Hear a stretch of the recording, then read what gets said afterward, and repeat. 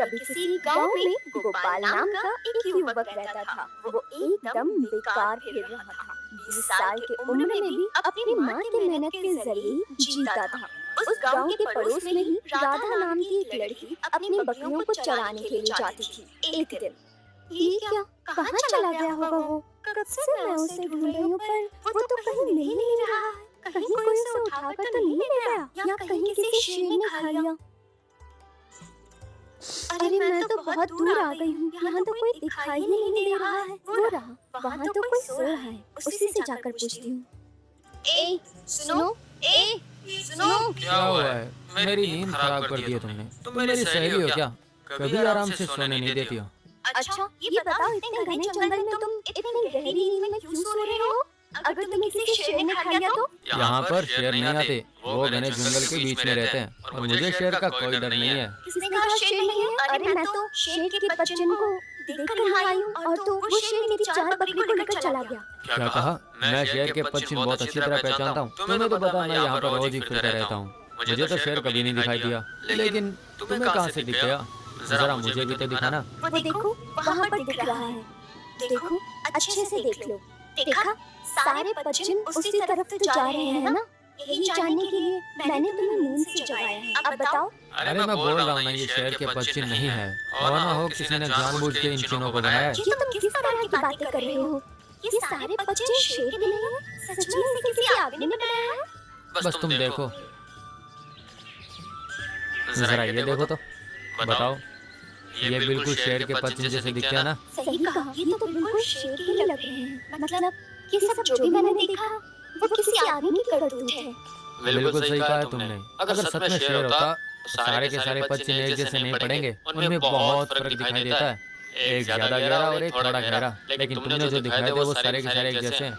मतलब कोई जानबूझ के लकड़ी से इन चिन्हों को बना के जा रहा है, सिर्फ लोगों को उल्लू बनाने के लिए। मतलब जो भी चोर है वो बहुत ही ज्यादा चालाक है। मेरी बकरी ले जाए चालाकी से। देखो, अगर हम उन शेर के पश्चिमों को देखेंगे तो उन्हें लगता है कि हम उसी तरफ जाएंगे, लेकिन हम ऐसा नहीं करेंगे। एक काम करते हैं, इन पश्चिमों के अनुसार अंत तक हम दोनों साथ में चलते हैं।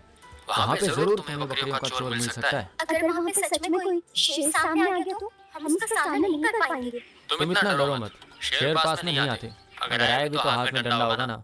चलो अब हम चलते हैं। इस तरह वो लोग उस पश्चिम का पीछा करते हुए आगे बढ़ गए। कुछ दूर आगे जाने के बाद बिल्कुल यहाँ पर पश्चिम खत्म हो गए, मगर यहाँ पर कोई दिखाई नहीं दे रहा है। मतलब पास में कोई चोर जरूर छुपा हुआ है। तुम वहाँ जाकर देखो, मैं इस तरफ देख के आता हूँ। नहीं नहीं, मुझे डर लग रहा है। हम दोनों साथ ही चलेंगे, मुझे अपने साथ ले चलो। ठीक है, आगे चलकर देख लेते हैं।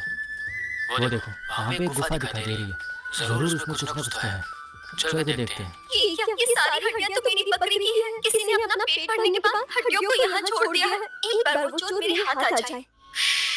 एकदम चुप रहो तुम अभी, अंदर कोई है, लगता है कोई आ रहा है। इस तरह वो दोनों गुफा के पास एक पत्थर के पीछे छिप जाते हैं। कोई पहलवान जैसा आदमी उस गुफा में आता है।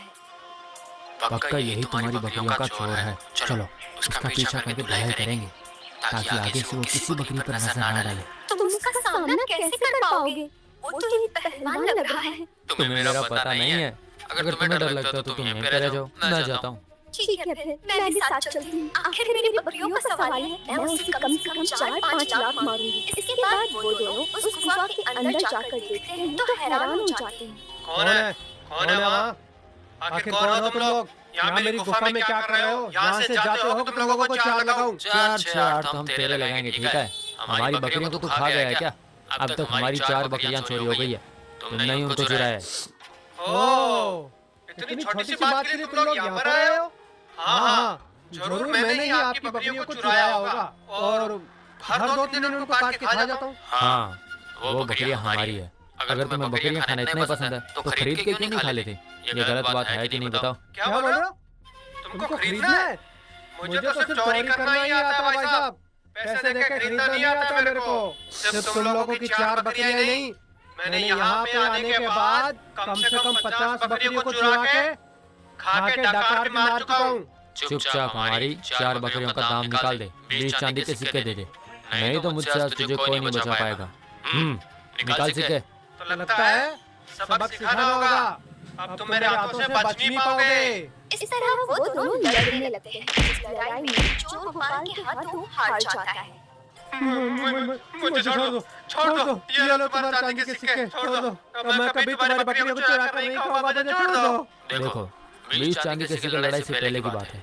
अभी दाम बढ़ गए हैं, अब तुम्हें 50 सिक्के देने पड़ेंगे, नहीं तो फिर से धुलाई शुरू कर दूंगा मैं। अब चुपचाप चांदी के सिक्के निकालता है या फिर नहीं? इसके बाद वो चोर बकरियों के बदले 50 चांदी के सिक्के देता है। उन पैसों को लेकर गोपाल बाहर आता है। मैं तो समझ नहीं पाई, तुमने तो उस चोर की धज्जियां ही उड़ा कर रख दी। ठीक है, मुझे वो पैसे दे दो। तुम्हारी बकरियों का दाम 20 चांदी के सिक्के हैं, लेकिन देखो मैं तुम्हें 30 सिक्के दे रहा हूँ। तुम तो उसने 50 सिक्के दिए, तो तुम मुझे 30 सिक्के क्यों दे रहे हो? 20 सिक्के तुम खुद रखना चाहते हो, लेकिन तुम ऐसा क्यों कर रहे हो मुझे बता सकते हो? और नहीं तो क्या, फिजूल में इतनी दूर आके उस चोर से झगड़ा करके तुम्हें सिक्के दिलवाए हैं मैंने। तुम मेरी कोई रिश्तेदार तो नहीं जो मैं तुम्हारी सहायता करूं, उसके बदले पैसे ले रहा हूँ। देखो बराबर हुआ ना? इसके बाद वो दोनों जंगल से बाहर निकलकर अपने गांव में आ जाते हैं। घर पहुंचने के बाद